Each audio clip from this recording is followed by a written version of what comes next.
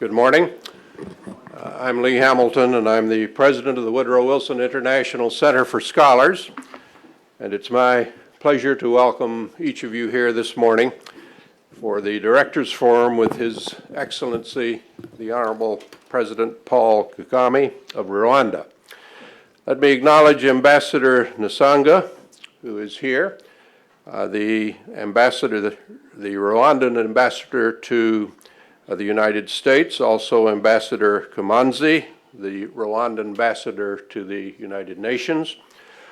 I want to welcome the ambassadors from Ethiopia, the Democratic Republic of the Congo, Burundi, Algeria, Lesotho, and Eritrea. We're especially pleased to have them here.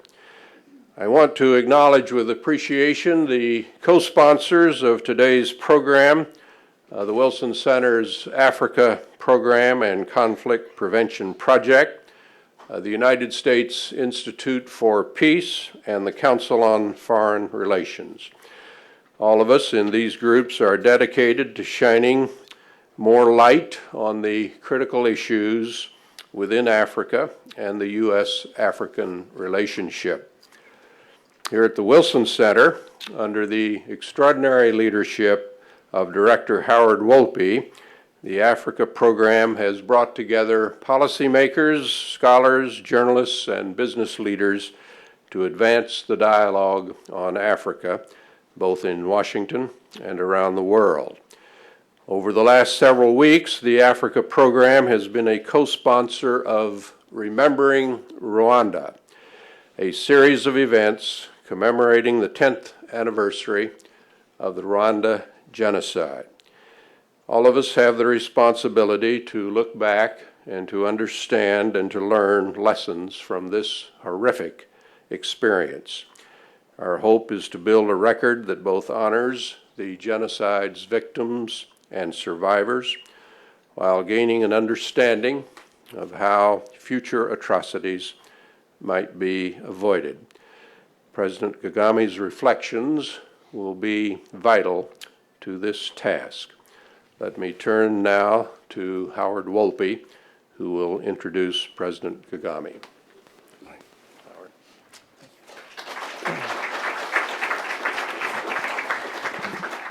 Thank you very much, Lee, and I want to join in welcoming everyone here, and particularly our distinguished guest, President Kagame. Between April and June of 1994, close to 1 million Rwandans, mostly Tutsi, but also including many moderate Hutu, were killed in the space of 100 days. It was genocide, planned, designed, and organized over many months by top leaders of the government of the day, with a rate of killing that exceeded even that of the European Holocaust. Yet the world silently watched and chose not to act. Today's appearance by Rwandan President Paul Kagame, as Lee has indicated, is part of an international commemoration of the 10th anniversary of that horrific event. Remembering Rwanda seeks not only to remember both the victims and the survivors of the genocide, but also to pay tribute to the remarkable courage and vision of Rwandans who are undertaking the painful, difficult work of reconciliation and reconstruction. I venture to say that Rwanda may well be the only instance in world history when, following a genocide, those who have been targeted for elimination made the decision to reintegrate those who had participated in the killings. This was a remarkably far-sighted decision, but one with profound social and psychological implications for the entire population. One can only imagine what it must be like to know that the individual who lives right down the road was responsible for the death of one's child, wife, husband, brother, or sister. We also, through this commemoration, seek to generate a broad public conversation about what lessons have been learned from the 1994 genocide and the failure of the international community to act either to prevent the genocide or to intervene when mass killing had begun. In this connection, it needs to be said that the international community failed Rwandans more than once.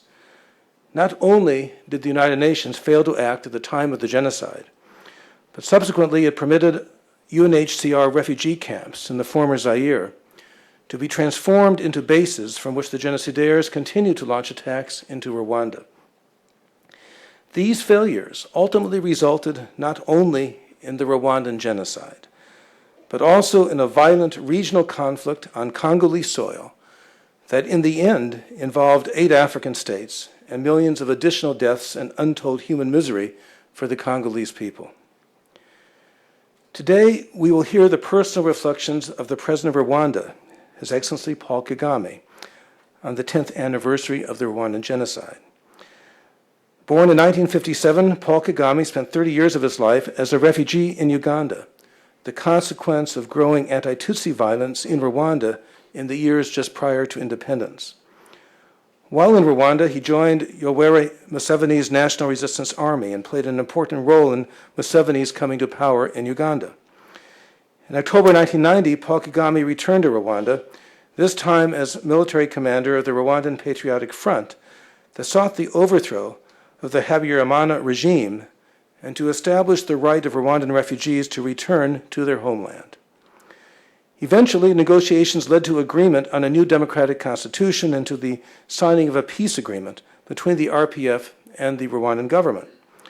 However, Hutu extremists within the government resisted the implementation of these agreements, and then in April 1994, the shooting down of an airplane caused the death of the Rwandan president and launched the genocide. The eventual military victory of the RPA brought an end to the genocide, but only after more than 2/3 of Rwanda's Tutsi population and 1/10 of the country's total population had perished.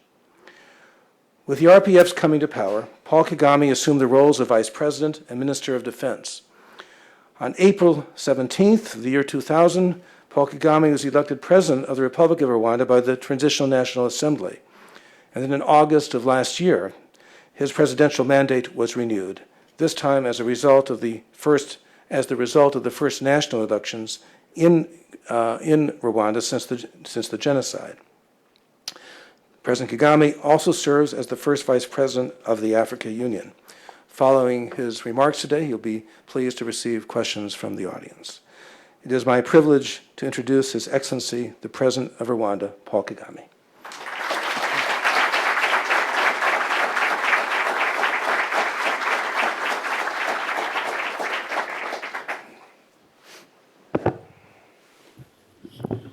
Thank you, Howard Wolpe. Thank you for your remarks and for hosting us. It is an honor for me to join you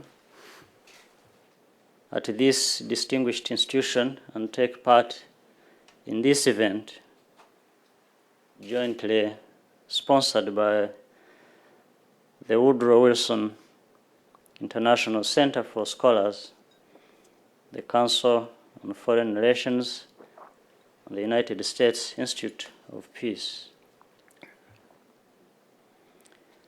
May I also take this opportunity to thank the other organizations which have been involved in these commemorative events to mark 10 years after genocide in my country.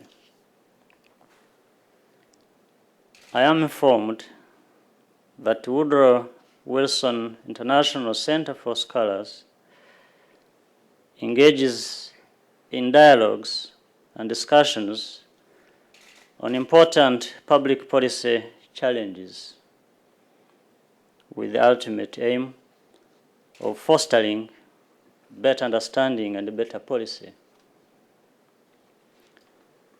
So this is an appropriate place to reflect on 10 years after genocide in our country, and an opportunity for us to present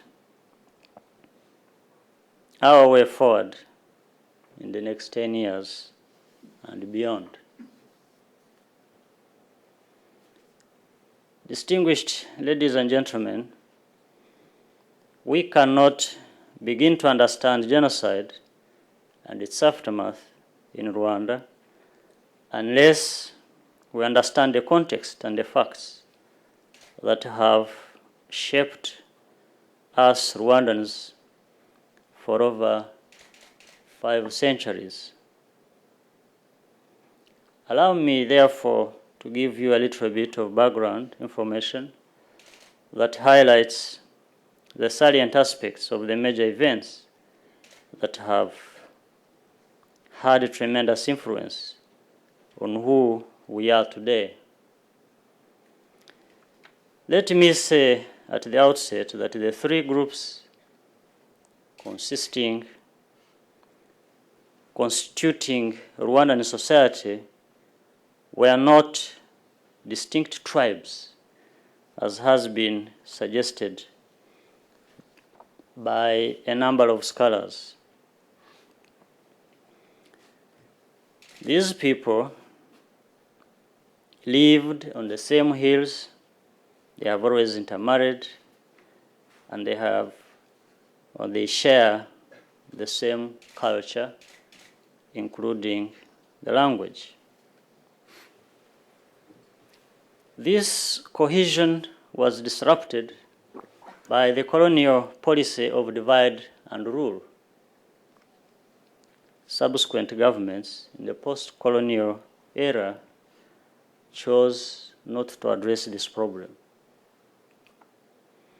Instead, a culture of impunity and human rights violations took root. You will recall that this policy of divide and rule was typical of colonial administration, a method that was used to weaken and subjugate the colonized African people.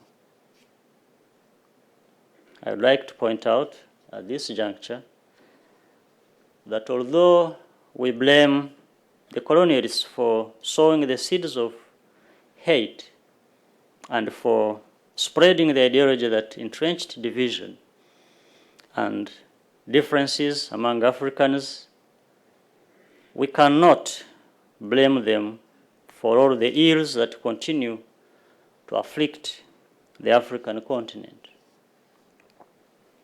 In other words, although genocide in our country was, in many ways, a culmination of the hatred initiated during the colonial period, it was also due to the failure of post-colonial rulers in Rwanda to reverse the legacy of that past. So why did these successive post-colonial governments fail in their most fundamental obligation to protect the citizens? Put simply, the rulers of the day lacked the will and they had no vision for the country. In reality, they became tools of what seemed like perpetual colonial type of policies, and they benefited as individuals or as groups from that state of affairs. Whenever things went wrong, which they often did, a section of our population became the scapegoats, and hence the recurrent massacres starting from 1959 of Batutsi, which culminated in the 1994 genocide. You also want to ask why Rwandans embraced these heinous crimes instead of engaging in nation building. Firstly, for a long time, an ideology of exclusion had penetrated and cut across all facets of society, in local and central government, in churches, schools, etc. Secondly, there was a culture of impunity to the extent that the criminals who killed were rewarded. Thirdly, all the institutions of the country at the time were ethnicized and were only intent on maintaining the status quo. Fourthly, there was an intolerant political culture. Lastly, there was silence on the part of the colonial masters and others in the international community in the face of these serious human rights violations. All these were a recipe for a catastrophe that was waiting to happen.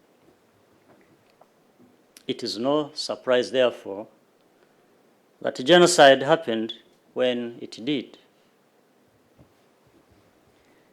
Needless to say, there is a wider responsibility for the genocide.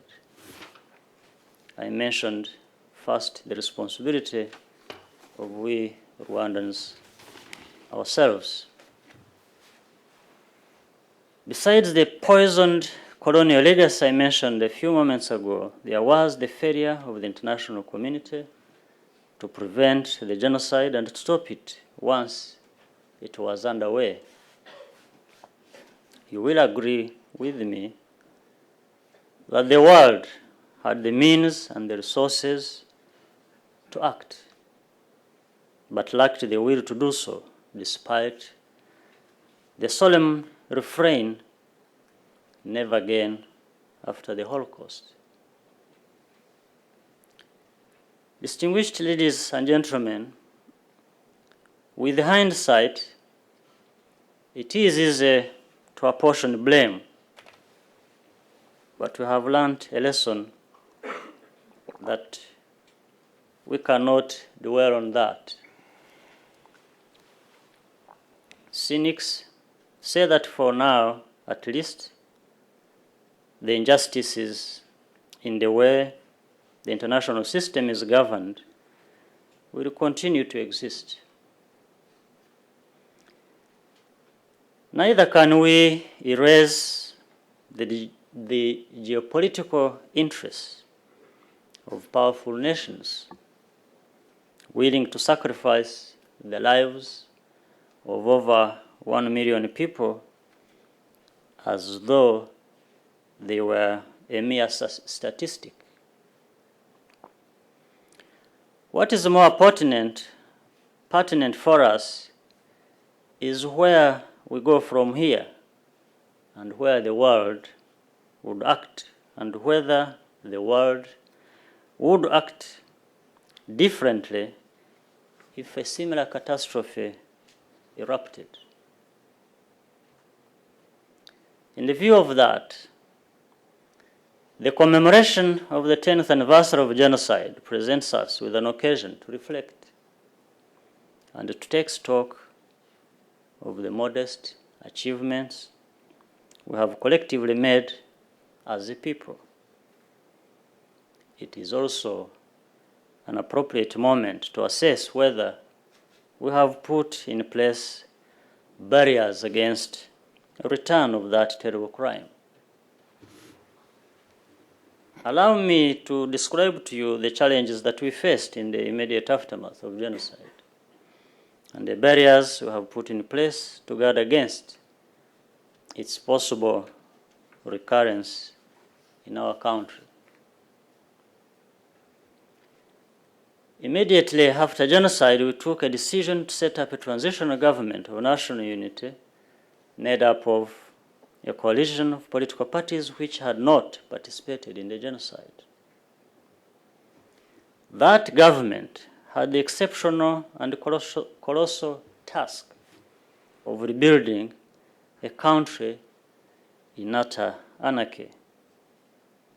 You recall the horrible images of dead bodies scattered everywhere in the country, total destruction of the infrastructure, countless numbers of orphans, traumatized survivors, widows and widowers, most of them displaced and in total deprivation. This bleak situation was compounded by the danger of the Interahamwe militia and the former soldiers of the Rwandan army who had camped across the border in the former Zaire, now the Democratic Republic of Congo. These forces of evil, supported by some in the international community, were reorganizing to come and complete their campaign of genocide, which they regarded as their unfinished business. These militias and former soldiers still pose a threat if not dealt with appropriately. So far, an open policy of our government in returning the refugees, the former government soldiers, and others has worked. In these last 10 years, we returned over and resettled over 2 million refugees and thousands of former soldiers, many of whom have been reintegrated in our forces. Only few of them, extremists, continue to harbor the ideology of genocide and remain in the neighboring countries, mainly in the Democratic Republic of Congo. Unless there is a concerted effort by the international community to deal with these forces that committed genocide, they remain a potential threat to peace and stability, not only in Rwanda, but also the whole region of the Great Lakes. As for the survivors of genocide, some of whom were victims of multiple rapes and contracted the AIDS virus, they continue to suffer and to live in poverty as a result of their numbers and the magnitude of their ongoing needs. On our part, the government has allocated a percentage of the national budget to meet some of these needs, including education, healthcare, and a contribution to their accommodation. After genocide, law and order had completely broken down, but we have managed to restore peace and stability in the whole country. We have not only reformed our legal system, we have also restored public trust in it. And the Rwandan people now know and enjoy their fundamental rights. We have also put in place institutions which promote transparency and accountability, and which we hope will banish the culture of impunity that had characterized our country for decades. After genocide, over 3 million people had sought refuge in neighboring countries. The majority of these have been repatriated, as I said, and there is an ongoing campaign to encourage the remaining few to return. By and large, with the support of our development partners, we have also rehabilitated the social and economic infrastructure of the country, which had completely collapsed. Now schools, hospitals, the civil service, the civil society, as well as the private sector are functioning again. This has enabled us to register successive economic growth ranging from 6 to over 10% and kept inflation at below 5%, despite a bleak economic picture immediately after the genocide. Furthermore, we have liberalized monetary and exchange regimes and have earmarked a number of state assets for privatization. We have embarked on what we consider to be an irreversible course of unity and reconciliation, while at the same time we seek to bring to justice those perpetrators of genocide. Last year, the people of Rwanda ratified a new constitution after broad-based countrywide consultations. This constitution enshrines a culture of inclusive and democratic politics and entitles every Rwandan to have a stake in how the country is governed.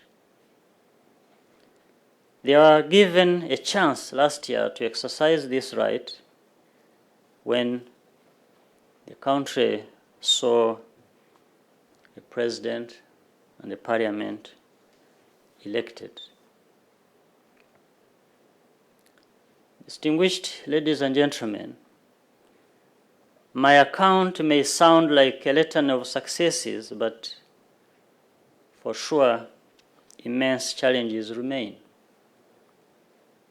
Although our record is one that we can look back and be proud of.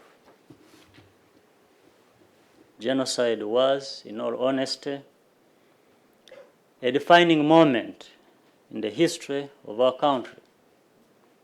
And the eyes of many observers, Rwanda was on the path to being a failed state.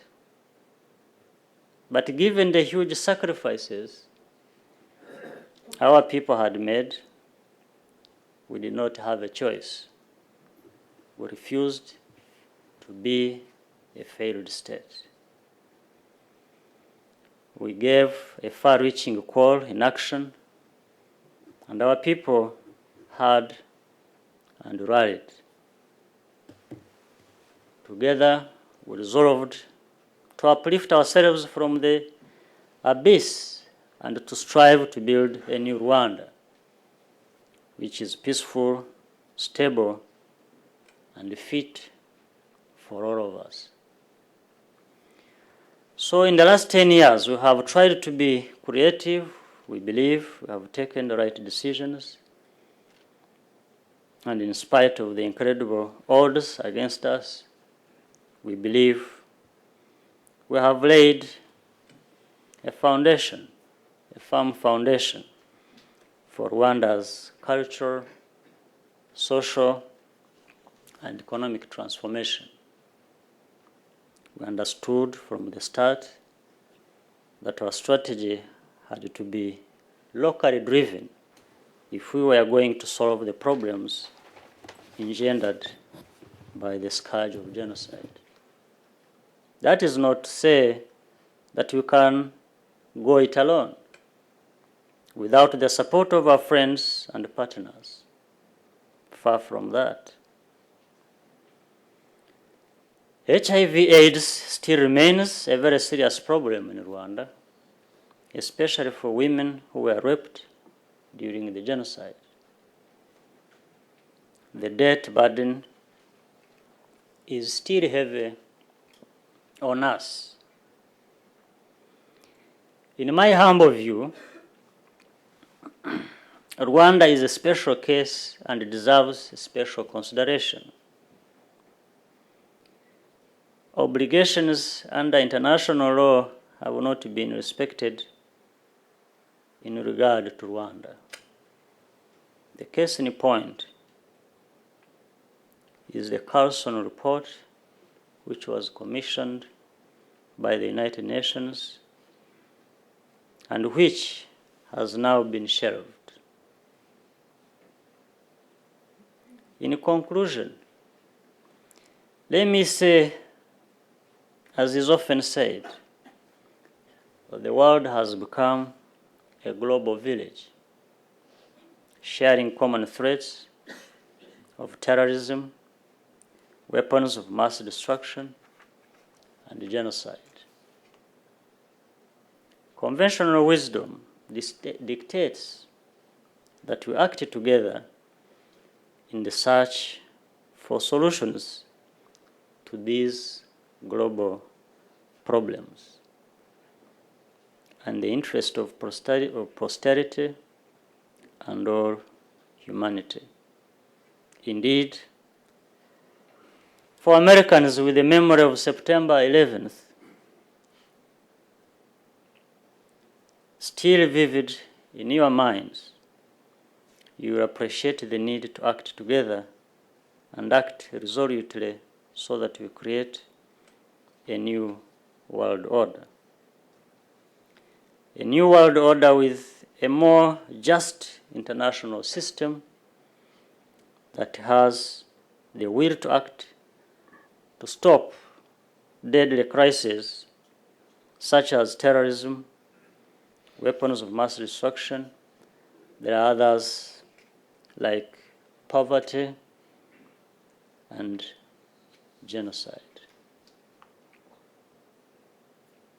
A new world order of global partners working together to solve transnational problems, including, as I said, poverty, HIV, AIDS, narcotics, and environmental degradation. A new world order that looks beyond national borders to maximize the benefits for what we have in common. A new world order that allows the poor nations access to markets and removes distortionary effects of subsidies in rich countries. In short, a new world order that works towards shared prosperity and global sustainable peace. If we have the will, we can work and act together to ensure that the 21st century heralds the start of that durable peace and prosperity. The stakes are very high. The rewards are even higher. We in Rwanda will play our modest part. I thank you very much for listening.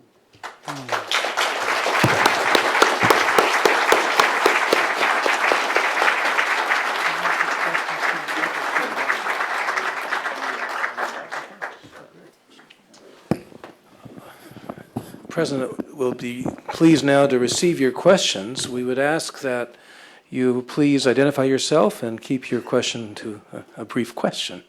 Over here, Mark, at the microphone. He's right there, please. Mr. President, welcome. It's good seeing you here. You were at the Holocaust Museum during the events 3 times.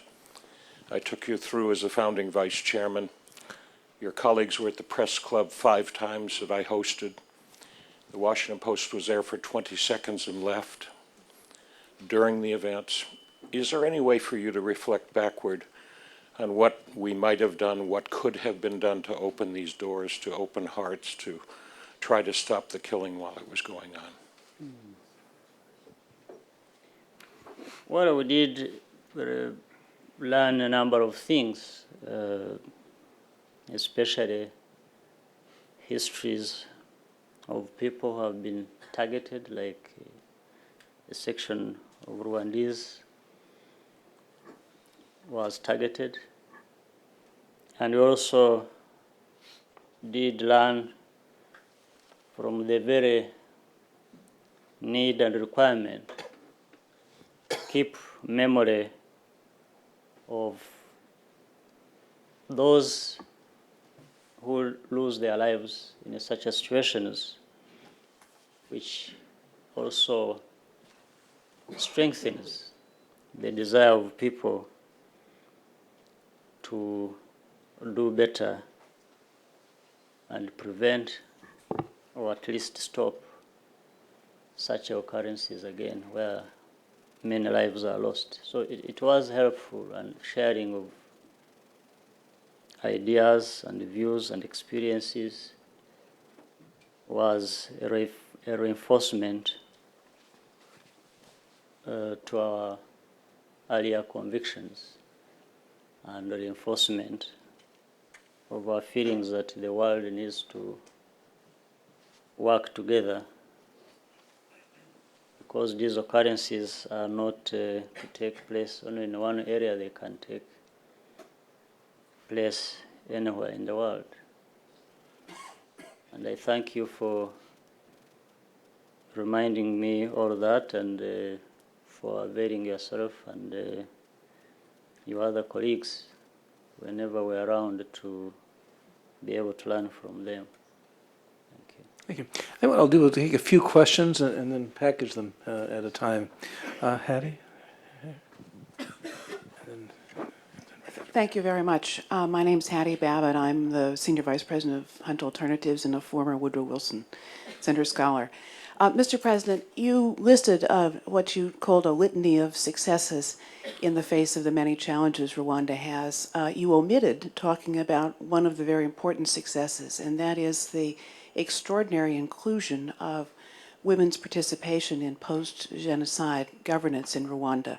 Mm-hmm. In the elections in last fall, 49% of the parliament in Rwanda is now women. That exceeds any other country in the world, including the Scandinavian countries.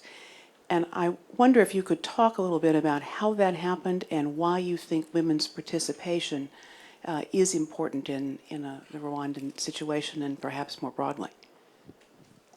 Yeah, right behind, well, right behind you, and then Johnny. Yeah. Next.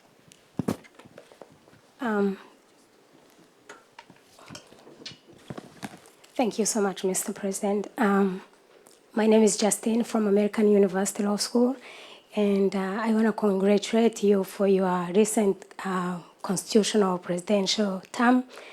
And one of my first comment was about the women's inclusion in the parliament, and I thank you for Jumpstart. And on the interview with the Monitor FM radio in the week of genocide commemoration last 2 weeks, you say that, and I quote, "For me, 2 terms, if I was to be elected for the second time, that should be enough, and somebody else should come and take over." My question to you, Mr. President, is what is your short-term objectives for this term, given the fact that you still have a constitutional eligibility for 13 years, and what would be your long-term goals should you be elected for the second term? Thanks. Thank you. Johnny here, and then we'll get over there, and then Mr. President, welcome to Washington. Johnny Carson, National Defense University these days. I'd like to ask you to give a grade or an assessment to the UN tribunal in Arusha with respect to its prosecution of genocidaires. How would you evaluate their work and their success and their ongoing efforts? Thank you. let's take one more question in this round. Robert Miller, Islamic Development Initiative. And I asked this question as a Roman Catholic. The Christian churches seem to have failed Rwandan society tragically during the genocide.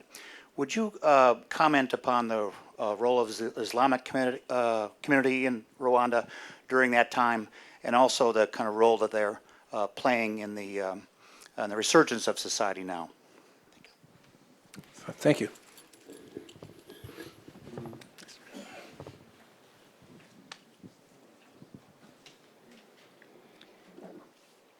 On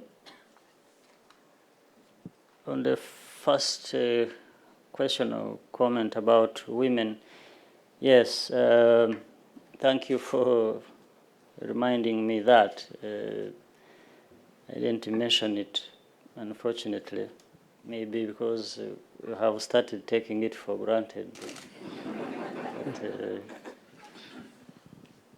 But indeed, it was a deliberate action to uplift women's role in our politics, in our society. And this also was reflected in the new constitution. It gives women, the youth, and many others significance in terms of roles they have to play. And women in parliament now constitute both chambers, 49%. And in the government, they are in the cabinet, they are 31%. In actual fact, our constitution provides for women's participation at these levels at no less than 30%. So they can lowest go at 30%. And the whole aim was to recognize the significance of the role women can play in our society, in rebuilding the country, and also their being the majority. Actually, this is the majority I accept. In other cases, we've been told about the majorities of Hutus and others. No, the real majority is of women, because they form 54% of our population. And you can't change them. They are women, and they are women. And it is their right to be what they are, and it is their right to play a significant role in our society. And they have, I don't know, it is debatable, but that's my feeling. I think they have virtues, they have their nature which makes them, enables them to very easily deal with the problems. And my experience during our struggle where women were involved, we often had more successes, and it was very common. And I think that is based on their nature. But I'm not so much insisting on their nature, but their right to participate, while previously they have been marginalized in our society. So we want to recognize the significance of their numbers, of their right, and we need everybody in Rwanda to participate in the rebuilding process. And that's why we came out to specifically recognize the role they can play. And so far, so good. Justin, who also talks about women, but it was complementing the first comment and question, and then talks about the monitor interview. Yes, I think some of the goals and objectives have been stated earlier in what I was saying. After rebuilding the country and rebuilding the foundation on which we can carry out other activities, and the foundation is national unity and reconciliation, it is peace and stability, it is democratization. I look at these put together as really a foundation on which you have to build something else. And that something else is social and economic development. Peace and stability, democracy, national unity would sound hollow if they just remained like that without seeing prosperity, socio-economic development, and uplifting the living standards of the people. So our long-term objectives are to build on this foundation we've been laying in the last 10 years during the period of transition, putting the constitution in place, rebuilding the institutions, and so on and so forth, was really laying the foundation on which Rwanda should be able to prosper. So with the comments I made to do with the 2 terms, that's what the Constitution says. And when the question was put to me, it was whether I was going to respect that, because as the interviewer was telling me, it's a common trend that people have been changing constitutions to accommodate them with the unlimited mandates.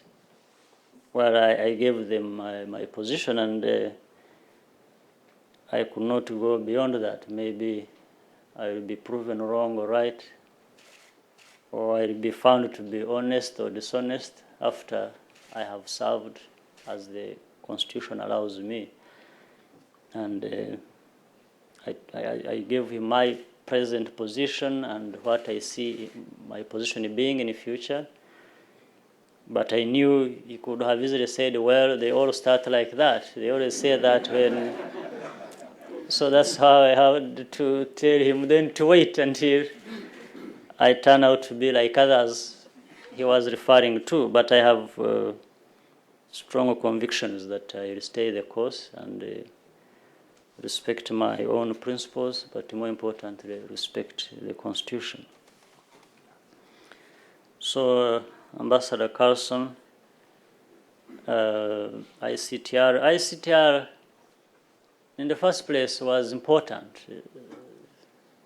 It was important that it was established because through it, the international community recognized that they had a responsibility to bring to justice the people who committed a genocide. So on that part, it was very important. The second part, which should also be important and maybe which needs examining, is whether it's really doing or carrying out that responsibility well as should be expected. My view is that there is a lot that needs to be done. For example, if you look at just in terms of numbers alone, if you are told that since it was established, it has consumed, that's about 10 years ago, it has consumed $1 billion.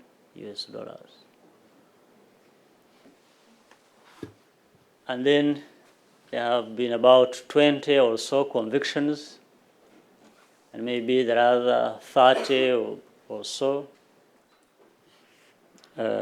waiting. It's very difficult to, you can make your own judgment. So certainly there is a lot that needs to be done. And for me, something else that was important that was not done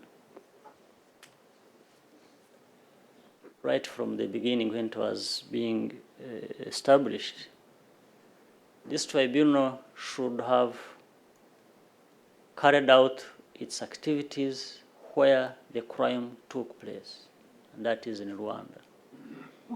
And this should have been very important for the hearing process, for the Rwandans to see justice being done.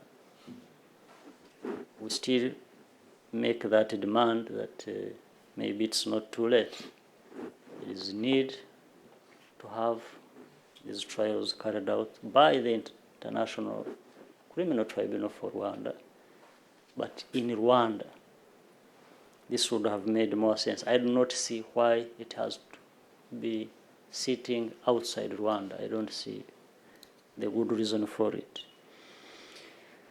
Then the collaboration and the communication between the government and ICTR, at times it is there and it is helping to resolve some problems that have always come up.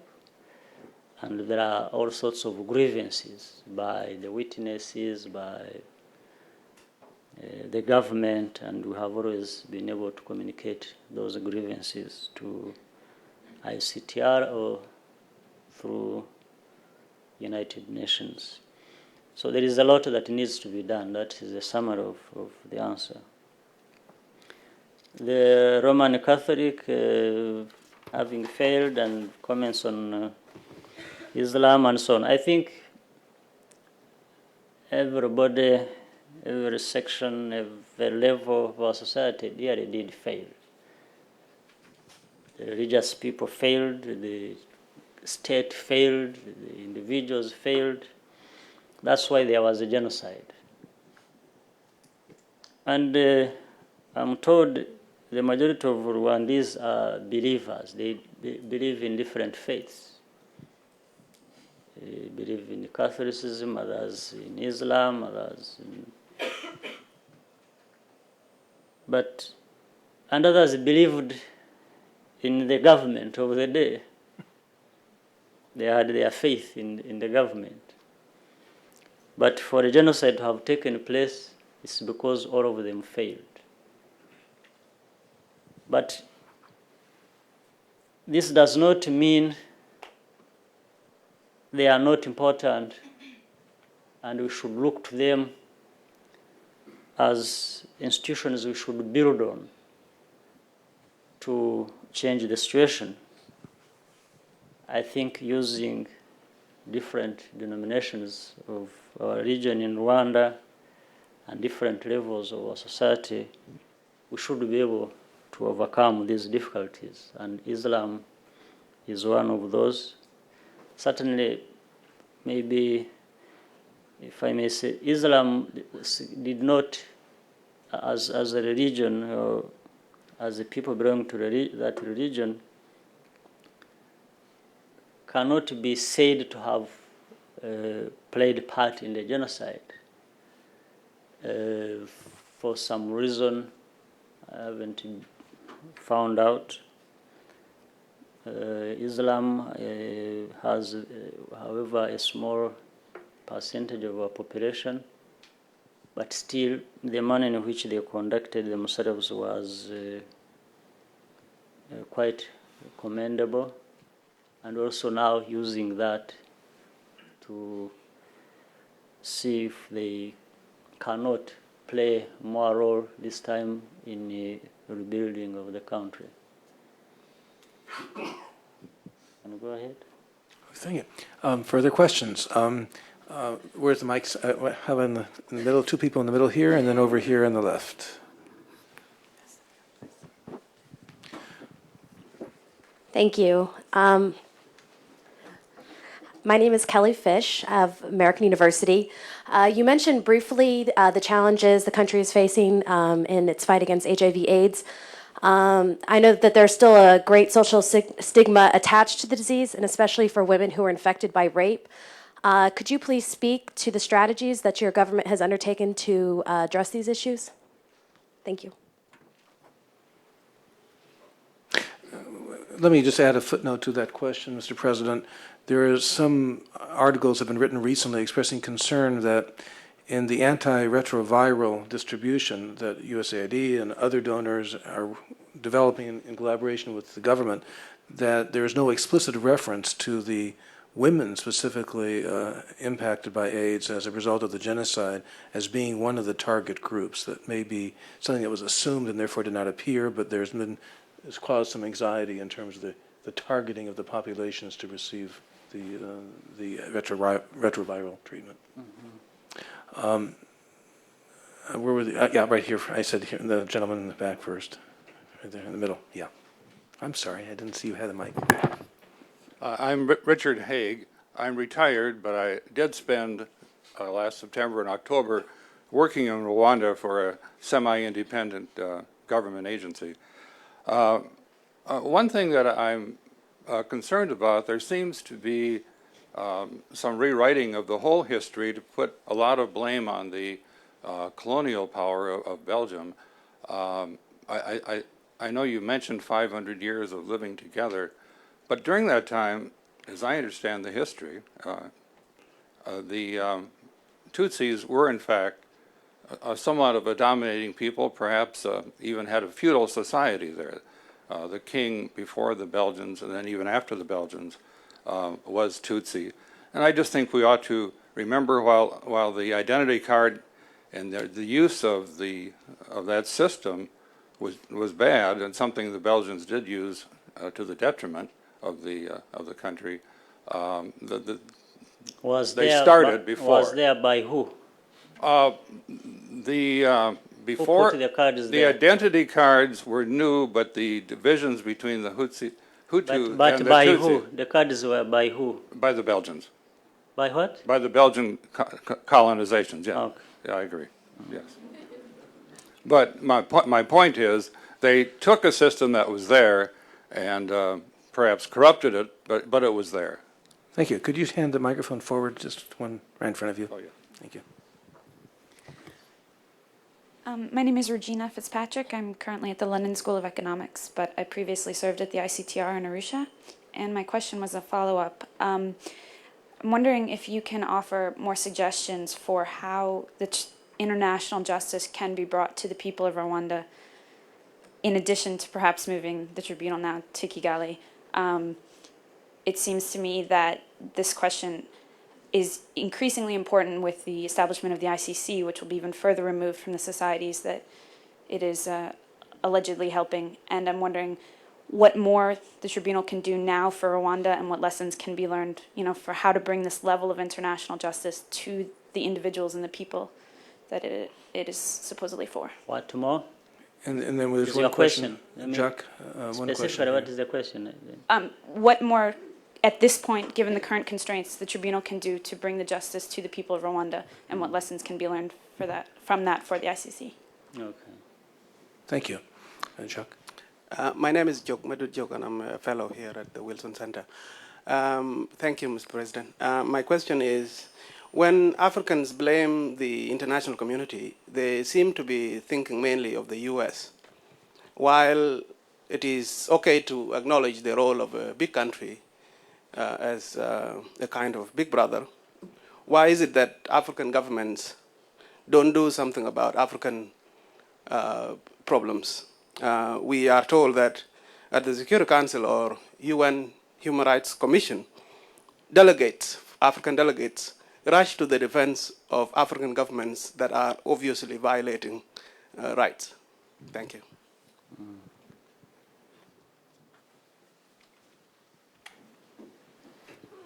Okay, let's take that round. Okay.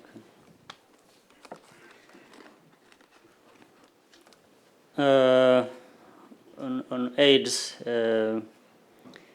yes, AIDS is a big problem in Rwanda, and the issue of stigma is on those who were raped and infected with HIV/AIDS, and it's also to some level on others who contracted it in the normal way it gets contracted. So it's in the area of prevention, it's in the area of treatment, it's in the area of mobilization of resources, and then trying to give universal coverage in terms of treatment to all those that are suffering. Our strategy is not to wait until people are bedridden in order to avail drugs to them.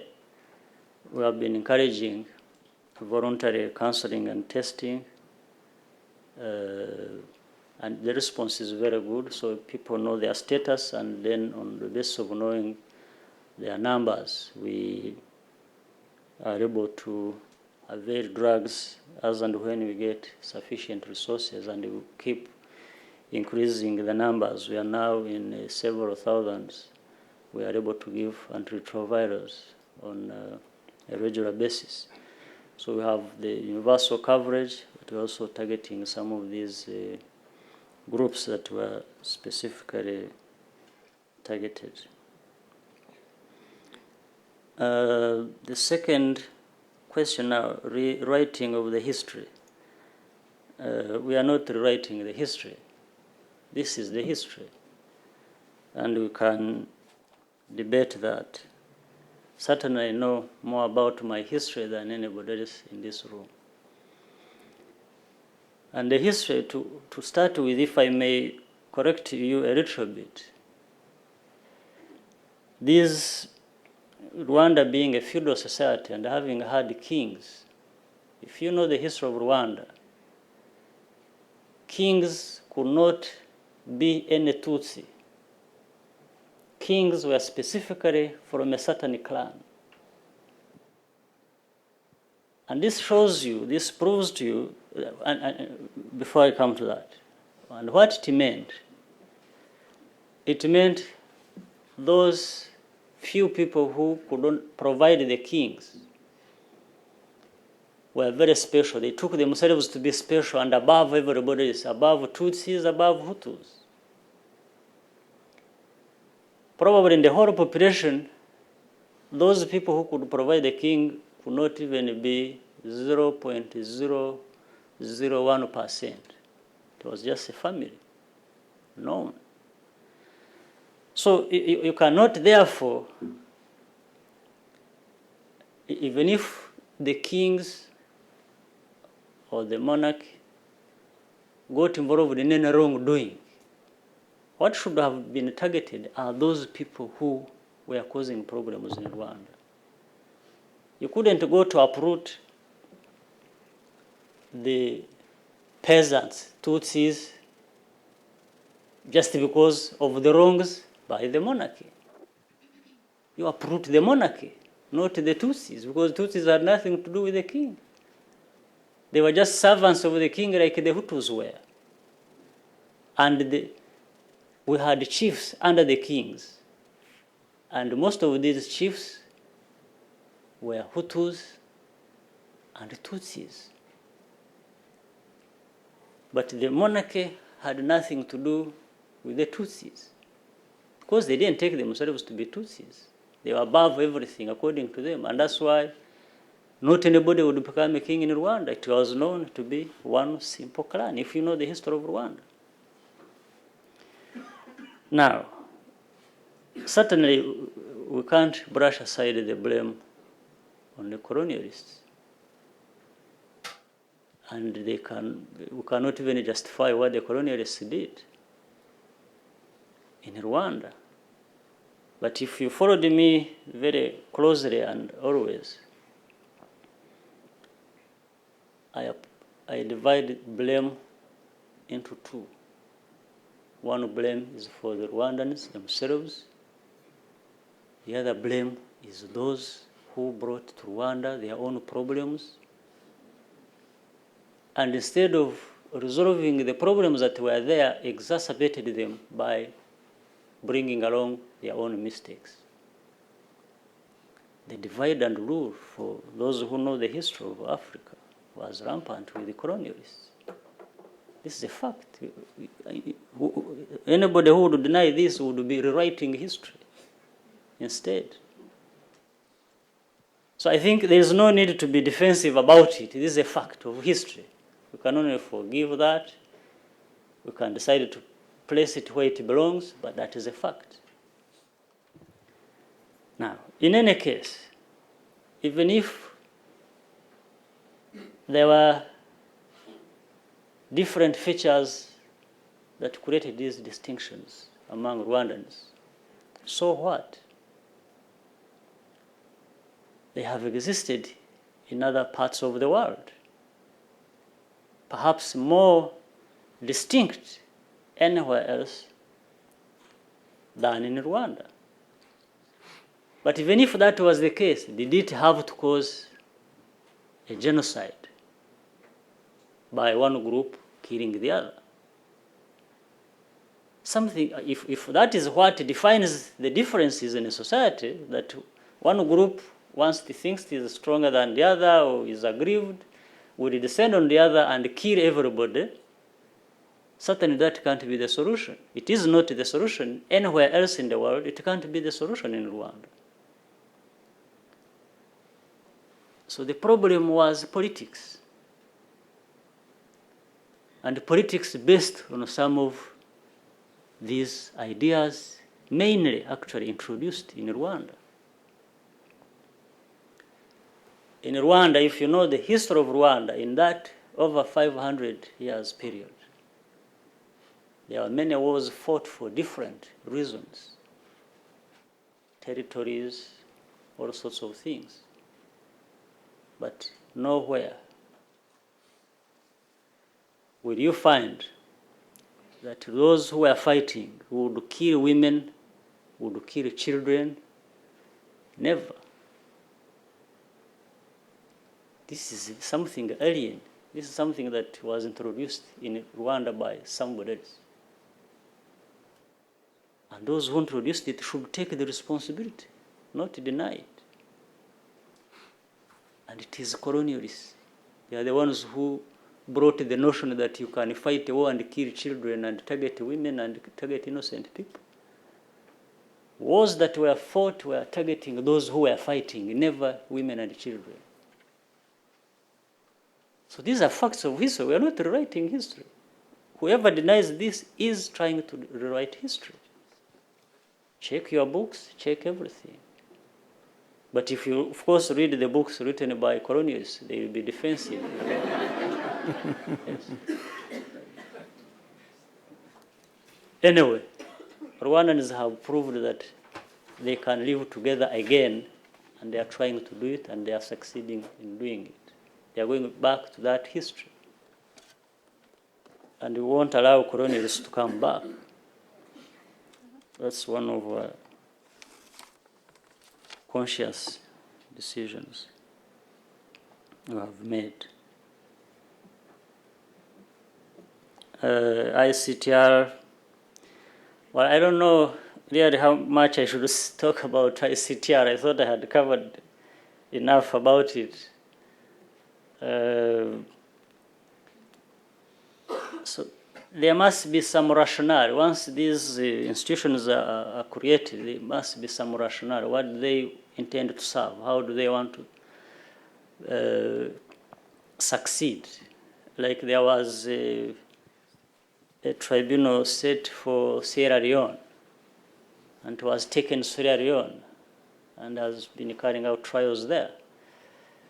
Maybe ICC, if it was to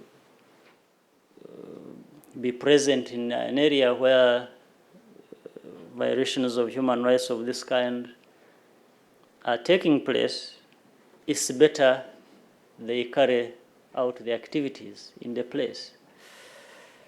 And certainly in their approach, they should also be broader in their mandate, in their pursuit of justice. I want to sound cynical here, but sometimes these tribunals and these international criminal courts, if we are not careful, they end up only targeting crimes committed by or in developing world, while some of the crimes committed by developed countries, at least individuals or groups that happen to take part in certain situations. Like in my country, during this genocide, there are people other than Rwandans who directly got involved in these crimes. I've told people a story, and I want to repeat it here. In 1992, I was in a meeting with officials of a developed country, telling me that if RPF, the Rwandese Patriotic Front, does not stop fighting, if they were to succeed in reaching Rwanda, in Kigali, for sure they will find all their relatives and families killed. And I asked the man, he said, is that a strategy you are advising the government to have in dealing with the problem? And I told them, you see, for us, we are fighting not because we enjoy fighting. I told them, I have been a refugee for 30 years. I lived in a refugee camp for 30 years. A refugee camp, that's why I was staying.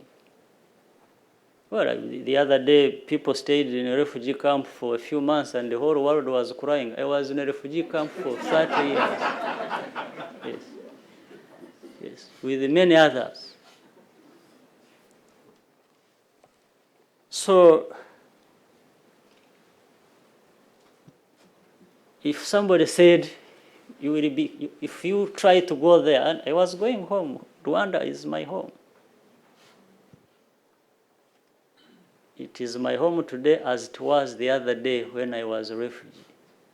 In my heart, in my mind, it was my country, and I had to fight to go back to my country. And nobody had the right to stop me being in my country. That's why I had to sacrifice, like many other Rwandese who fought to ensure that they go back to their country. So, about ICC or ICTR, I really don't know. Okay. But there must be a purpose. So, but there's another part. Africans blaming international community and so on. Well, international community has to be blamed for its wrongs, no question about it. Where it is wrong, it is wrong. And where African governments are wrong or Africans are wrong, they are wrong. There is no question about it. I cannot trade one wrong for the other. That's my view. And I don't, for me, I can't blame international community for everything. I have said it. And not all the time. And the others also should take their blame. There are others who should take their blame. Our African governments, for not acting in certain situations that demand their attention, they should be blamed for that. And that's why there is an attempt to create organizations and strengthen them. Regional organizations or the continental organization you have, like the African Union. Now, the fact that they are not working properly or as they should and so on is one thing, and therefore we should work to ensure that they actually do what they are supposed to do and do it effectively. But they should be blamed where they fail. We blame people in our region and beyond for not helping to solve the problems when genocide was taking place. Certainly, they have the blame. But you put the blame at different levels. You look at the root cause of the problem, what was it? Then you have to identify the root cause and the responsibility. Then you can take it to other levels and find out who is responsible. Today, we can even blame people for a genocide having taken place and people failing to prevent it, or people having been not been there to stop it. We can even blame them for not helping to deal with the aftermath. And the international community has means. Anyway, there is something called international community. Why is it there? And why is it there in some cases and not there in other cases? So the blame should come when it is due. It must come. And this, when we blame international community, when I do that, I blame others as well who have responsibility. So there's no, I agree with you, African brothers and sisters are not doing enough for themselves and for their other African brothers and sisters. That's true, it has happened. But we need to address that. We need to understand it, we need to identify why, and we need to deal with the problem. There's no question about it. Africans, like I said, Rwandans, we should take the blame for the genocide. And we should also act in a manner that we are at the forefront in creating conditions that would make it difficult or impossible for such a thing to happen again in Rwanda. But this does not mean we can't benefit from other people's efforts. We shall certainly go out and seek support and understanding of others, but we have the responsibility. And they have a responsibility also because we are part of the global community. We have time for about 2 more questions. Let us, in the back, please. And in the far back of the auditorium, Ms. Bill, yeah. Gabrielle Mallory, State Department. My question is, there's an effort underway by the government of Rwanda to expand the Gacaca proceedings throughout the country by the end of 2004. How is the government measuring the effectiveness of these proceedings? Please, let me go 3 then, because I promised you as well. Sure, go ahead. Please ask your question, the person with the microphone. Okay, thank you, Mr. President. My name is Marie-Claire Sissoko. I work for the Voice of America, and I'm in charge of a special program for children refugees from Rwanda and Burundi. As you just said yourself, you were a refugee for 30 years living in a refugee camp. I wanted to ask you, Mr. President, if you have a special message to say to those refugee children and the displaced children in despair in general. And if I can have the answer in Kinyarwanda, because the program is in Kinyarwanda, and the children, they don't speak Kirundi, they don't speak English. So muzoamukoze muduhaye inyishu mu Kinyarwanda. Kinyarwanda is very easy for me, so I'm very glad to do that. Muzamukoze muduhaye inyishu mu Kinyarwanda kugira ngo abana bose bashobore kumva ubutumwa umukuru w'igihugu cy'u Rwanda abahaye mu kubaha kizero kugira ntibihebe ko benshi barihevye. No muzamukoze murakoze cyane. So you come to that later, maybe. Yeah, come on, wait for a second. Okay. And for the last question, please. Yes, Mr. President. My name is William Ferro-Jaro. I work for the National Security Archive, researching U.S. policy on the genocide. My question to you is first, has a little bit of context, but I'll be brief. I think one of the important lessons for Americans with respect to the experience in Rwanda is that we now understand very concretely that American foreign policy responds to national interests. And in fact, right now, and it has never been throughout the 20th century, and is still not currently a national interest or a vital interest of the United States to prevent or punish genocide. With looking at Africa, Africa is the lone region of the world that is not of vital strategic interest to the United States.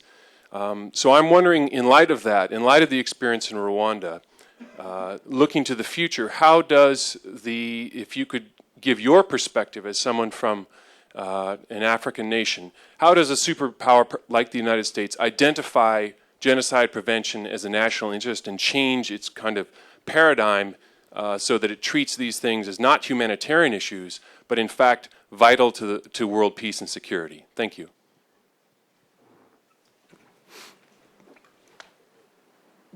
Take this.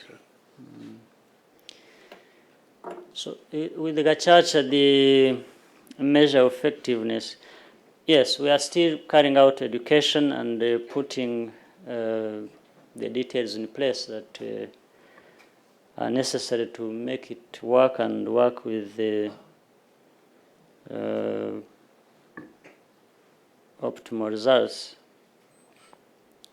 But already Gacaca has been effective even before it has officially started, in a sense that a number of people have already been coming out and carrying out confessions so that they benefit from the provisions of Gacaca if they come out and tell the truth, and so on and so forth. This has already taken place, and a number of people have come out and provided information and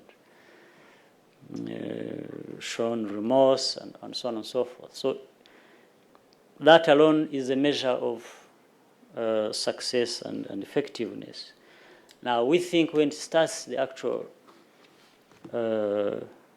operations, that is when going to get better. And it's going to get better for us because the church is really addressing two problems that are normally in contradiction with each other. One is that it is carrying out justice and bringing out the truth and responsibilities and so on. The other part that is very important is that it is encouraging reconciliation because people involved in the gacaca are these very people in the villages, either who have been perpetrators in this crime or who have been victims in the crime. And once they have sat and decided and heard and moved on with different cases, then it becomes easier for those who have gone through gacaca to be accepted back in the villages because it has come from the very people who are in these villages. So I think it is definitely effective with these few signs already, but we think it is also the only option. We have tried to look for other alternatives. We don't see them, and nobody has volunteered to help us with the, or maybe actually they are not there with the alternatives. So with the VOA request, I would say ubutumwa bw'abana ari abanyarwanda ari n'abarundi, icyo twifuza ni uko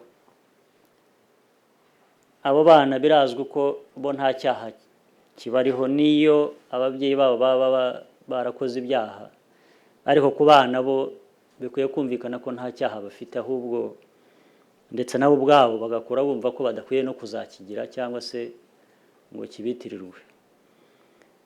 Ariko abana igikomeye cyabo ni uko ibyo byose babirimo nta byinshi bafite bashobora gukora kugira ngo babyivanemo. Abo bireba ni abakuru, ari ababyeyi babo, ari abandi, ari za leta z'ibihugu baturukamo, kugira ngo ibibazo byabo bishobore gukemuka.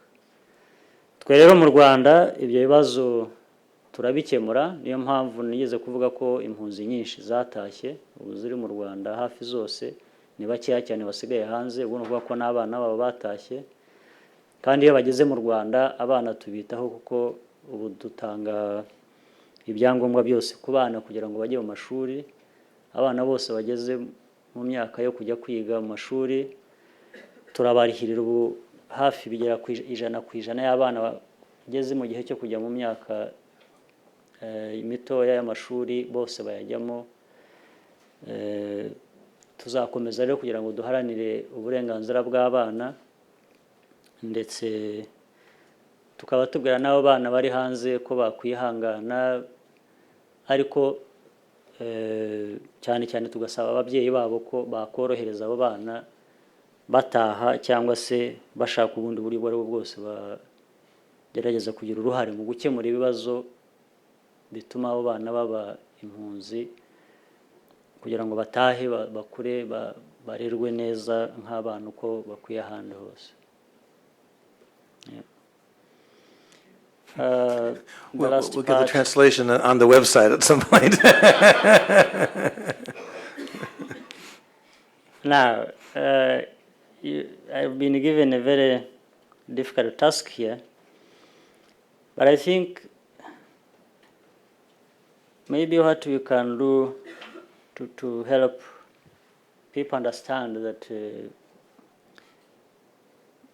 these small countries in Africa or big ones there and the people of Africa are very important, and also human beings with the same value really like other human beings.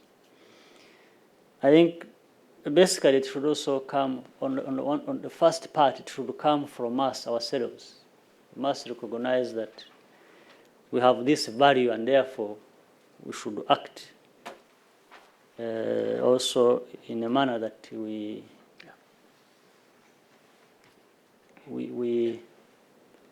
demonstrate that we understand that value we have, and we do not have to put it on other people's shoulders to bear the burden. And we should do it by resolving these problems that afflict our countries or the whole continent. We must do everything possible through integration, through working together in the regions, the different regions of the continent as a whole. We must also really try our best to prove a point and avoid these or allowing creation of these problems we face. We must be the first ones to deal with them. They don't have to be there later on not to be recognized. These problems putting us in a situation where we're not recognized as having the same value as other human beings. But on the second level, I think it is a big mistake for Europe or United States to assume that they can write off one country on the continent of Africa or the whole continent.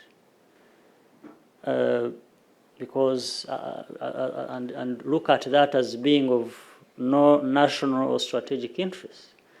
Because in the end, what is easier to see today, I mean, look at this situation we have of terrorism. Terrorism causes devastation wherever it takes place. Even when it happened, when it occurred here in the United States, I think it shook the whole foundation. But it can originate from such situations of even failed states, of small states.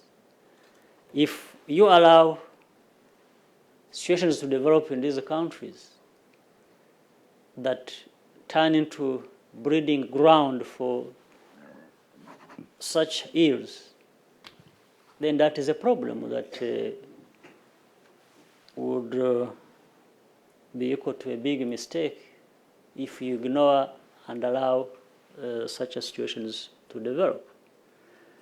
Secondly, like in the genocide that took place in Rwanda, fine. One might have ignored 1 million people and just looked at that as a statistic and not being of any vital importance or of a strategic interest. But the situation following that is very destabilizing.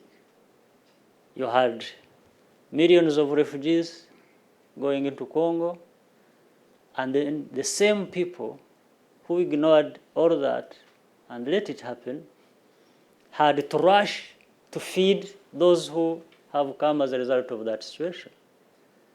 And were spending hundreds of millions of dollars. You could spend less and prevent that from happening, and prevent the deaths of 1 million people, and also prevent a refugee situation that affects other millions. So to say it is of no vital interest, or I don't understand the rationale. Because in the end, you get affected anyway, one way or the other. Either you provide a breeding ground for terrorism, or you create a situation where you have refugees, and refugees may be, luckily, some of them who flee to neighboring countries, for those who ignore it, but refugees who also flee to their own countries. And later on, they face some problems in managing that. So I think it would be a big mistake, and I don't see the calculation in this. You ignore it today, you have to deal with it tomorrow when the problem is 10 times bigger. when you could have spent less to actually prevent the problem. Thank you.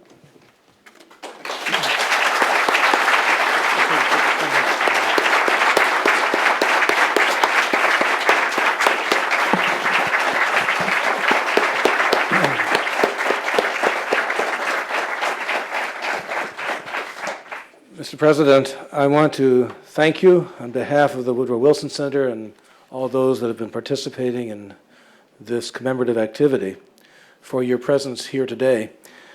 As a former politician and diplomat, it has been my strong conviction that at the end of the day, the failure of the international community to respond to genocide in Rwanda or other mass atrocities is far less a question of capacity than it is of political will. And as the questioner that just the last question posed for you, in part, political will is a function of understanding of our national interests in a different way in a new world.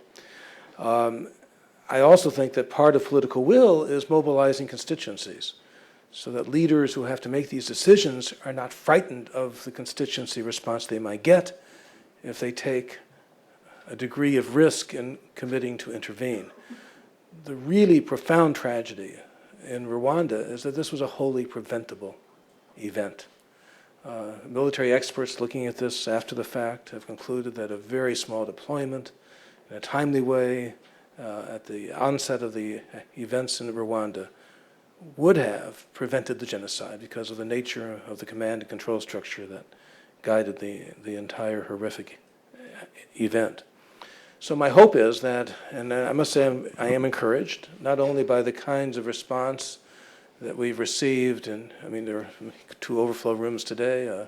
Tomorrow we have General Dallaire here and a similar kind of response to his presence. But also in your own travels around the country, I've heard of thousands of people literally turning up to engage with you in some reflection about what happened in 1994. So maybe, just maybe, we're in the process of building the kind of informed and much more committed international citizenry that can help create a better response should it be required in the future anywhere in the world. So thank you so much for your contribution to this dialogue today, and thanks to all of you for being here. I would ask, as we leave here, that if you could just remain seated until the President has exited. We must take him into another location where there will be an interview conducted, and we must, so please be seated. Thank you very much. Again, our thanks to you.